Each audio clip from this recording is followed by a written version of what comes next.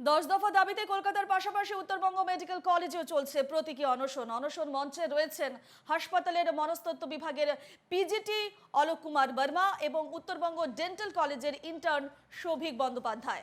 সোমবার সকাল 11টা থেকে অনশনে বসেছেন তারা।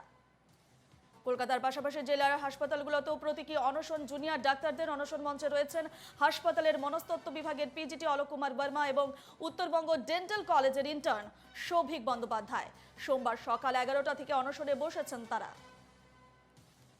এই ছবি উত্তরবঙ্গ মেডিকেল কলেজের। কলকাতার পাশাপাশি উত্তরবঙ্গ মেডিকেল কলেজেও চলছে প্রতীকী অনশন।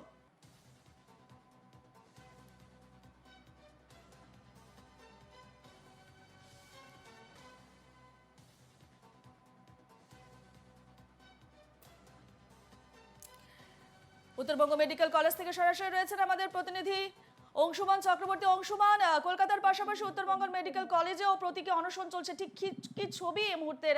তারা কি জানাচ্ছেন? যারা প্রতীকী অনশনে বসেছেন তাদের বক্তব্য জানতে চাইবো। দেখো, এই অনশনটা শুধু শুধু অনশন নয়, এটা যে আর যাতে যে রাজ্যে দ্বিতীয় অভয়া না ঘটে এবং যে ন্যায্য বিচারের দাবিতে কিন্তু এখানকার দুজন ডাক্তার অনশনে বসেছেন। প্রায় 47 ঘন্টা অতিক্রম হয়ে গেছে, তারা অনশন করে যাচ্ছেন এবং তাদের পাশে থাকার বার্তা নিয়ে তাদের মনোবল বাড়ানোর জন্য কিন্তু জুনিয়র সিনিয়র সমস্ত ডাক্তাররা আছেন। আজকে কিন্তু সকাল 9টার থেকে বসে গেছেন যে উত্তরবঙ্গ মেডিকেল কলেজ হাসপাতালের প্রধান করণিক হুম। উৎপল সরকার। আমি দেখাতে বলবো যে সেখানকার চিত্রটা কি। এখানে তো সবাই আছেন। এখানে যে জুনিয়র ডাক্তাররা এই যে অনশন করতেন, অর্থাৎ ডাক্তার সৌভিক আছেন, ডাক্তার অলোক আছেন, প্রত্যেকেই আছেন এবং তাদের সঙ্গে কথা বলে নেব যে আপনাদের এই অনশন এখনো পর্যন্ত রাজ্য সরকারের পক্ষ থেকে কি কোনো বার্তা আপনাদের কাছে এসেছে? না স্যার, এখন পর্যন্ত তো আমরা পাইনি। তা আপনারা এই অনশনে বসে কি বার্তা দিতে যাচ্ছেন? তবে বার্তা দেওয়ার মতন ওই প্রথম দিন থেকে ডে ওয়ান থেকে যেটা ছিল সেটাই, যে অভয়ের বিচার এবং যারা দোষী, তথ্য প্রমাণ লোপাটের সাথে যুক্ত এবং যারা এটা মদদ দিচ্ছে তাদের দৃষ্টান্তমূলক শাস্তি চাই। এটা প্রথম দাবি, এটার সাথে মানে কোনো কম্প্রোমাইজ নেই।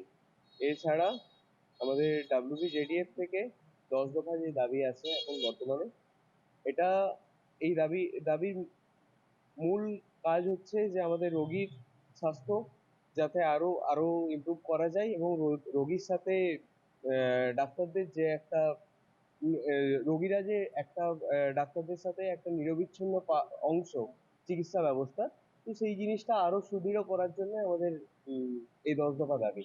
তো এই দাবি যতদিন না পর্যন্ত মানা হচ্ছে, আমাদের আন্দোলন থেকে সরে যাওয়ার কোনো চান্স নেই। আপনারা এই অনশনে বসেছেন, এতে জুনিয়র বা অন্য সিনিয়র ডাক্তার বা অন্য যারা আছেন উত্তরবঙ্গ মেডিকেল কলেজ তাদের কাছ থেকে কতটা সহযোগিতা বা কি আশ্বাস পান? সহযোগিতা সম্পূর্ণরূপে আমাদের medical college, Uttarbanga medical college এবং উত্তরবঙ্গ ডেন্টাল কলেজ, দুই জায়গা থেকেই আমরা সহযোগিতা পাচ্ছি, পুরোপুরিভাবে সমর্থনও পাচ্ছি। আর তারা এসে বারবার এখানে বসেও থাকছেন, অনেক সময় রাত্রে যারা মানে অনশন করছেন না তারাও এখানে শুয়ে থাকছেন এবং আমাদের মনোবল বাড়ানোর জন্য ওনারা আমাদের সাথে সবসময় আছে। একদমই তাই। শুধু ডাক্তাররা নয়, এখানে কিন্তু যারা উত্তরবঙ্গ মেডিকেল কলেজের সঙ্গে যারা কর্মরত এবং হুম। প্রধান করণিক উনিও কিন্তু এসেছেন। হুম। ওনার কাছে যাবো যে আপনি বসেছেন সবার মনোবল বাড়াতে। না, মনোবল ডাক্তারদের আছে, যারা 36 ঘন্টা ধরে একটানা ডিউটি করতে পারে, যারা অনশন মঞ্চে পড়াশোনা করতে পারে অনশন করার সাথে, তাদের মনোবল না, তাদের প্রতি সংহতি জানানোর জন্য রাজ্য সরকার যে ধৈর্যের খেলাটা খেলতে চাচ্ছেন, সেই ধৈর্যের খেলায় রাজ্য সরকার পারবে না, ডাক্তারবাবুদের সাথে পারবেন না।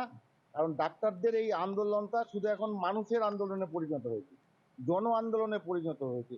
যতদিন এই সিস্টেম চেঞ্জ না হবে ততদিন এই আন্দোলন থামবে না এবং রাজ্য সরকারকে এদের 10 দফা দাবি না মানা পর্যন্ত এই আন্দোলনে নড়চড় হওয়ার কোনো প্রশ্ন নেই। হুমকি ধমকি চমকে কোনো লাভ হবে না। মানুষ আজকে জেগে গেছে, গ্রামে গঞ্জে শহরে সব জায়গায় অভয়া তিলোত্তমার জন্য একটাই দাবি, যে বিচার চাই, আর যেন কোনো অভয়া না হয়। একদমই তাই, বেশ, প্রত্যেকে কিন্তু অংশুমান, এই অভয়ের উত্তরবঙ্গ মেডিকেল বিচারের কলেজে আমাদের দাবিতে পরবর্তী সময় নজর থাকবে। আপাতত ধন্যবাদ জানাচ্ছি।